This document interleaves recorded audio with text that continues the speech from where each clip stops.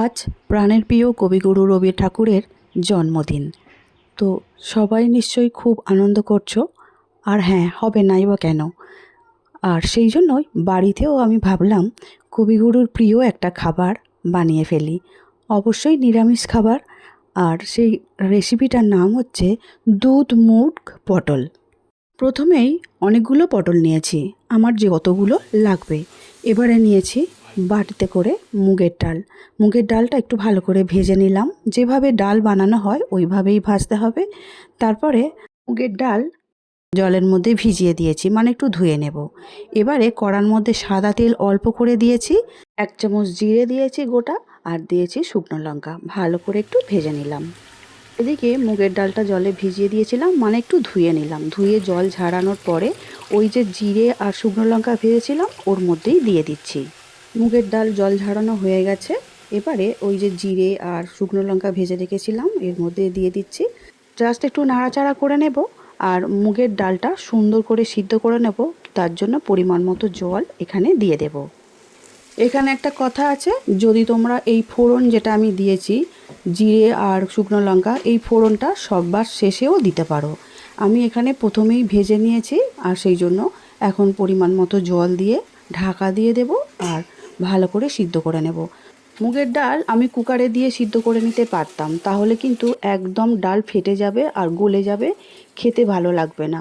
একটু দেখতে হবে দানা দানা থাকে, অথচ যেন ডালটা পুরোপুরি সিদ্ধ হয়ে থাকে, ঠিক যেমনভাবে আমি দেখাচ্ছি। এই জন্য আমি কুকারে দিলাম না, কড়ার মধ্যেই সিদ্ধ করে নিয়েছি।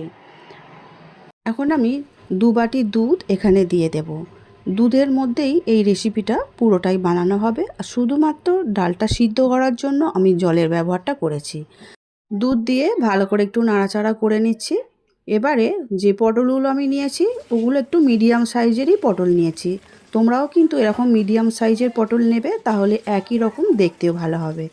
আর মাঝখান থেকে চিড়ে পুরো কেটে নিয়েছি। এবারে সমস্ত পটলগুলো এই দুধের মধ্যে দিয়ে দিলাম। দিয়ে দিচ্ছি পরিমাণ মতো নুন, আর সামান্য একটু চিনি এখানে দেব। হলুদের ব্যবহারটা আমি করছি না, কারণ মূল রেসিপিতে হলুদের ব্যবহারটা দেখানো হয়নি, মানে বলা হয়নি, সেই জন্য আমি এখানে হলুদের ব্যবহারটা করলাম না। তোমাদের যদি ইচ্ছা হয় এখানে অল্প করে একটু হলুদ দিতেই পারো।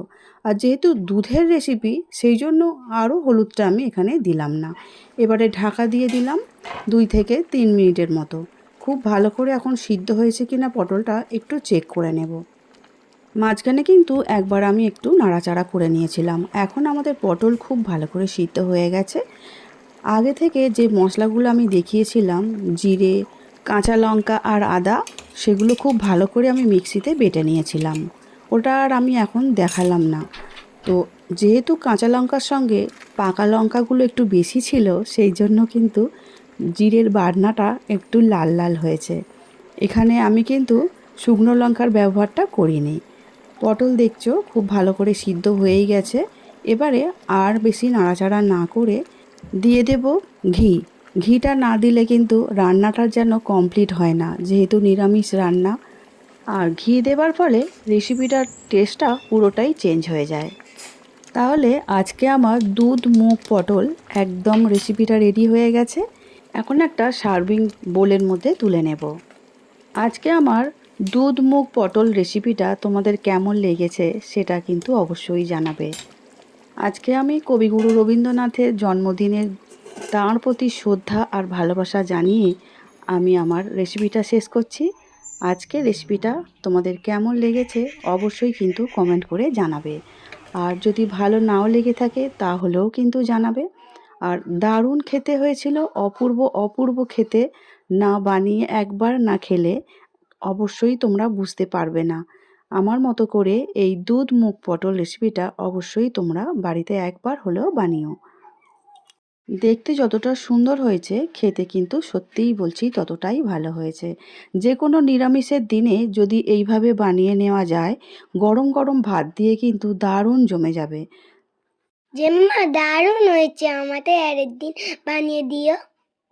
হ্যাঁ ঠিক আছে, আমি আবার একদিন বানিয়ে দেব। তুমি তো নিরামিষ খেতে পছন্দ করো, তোমার তো ভালো লাগবেই।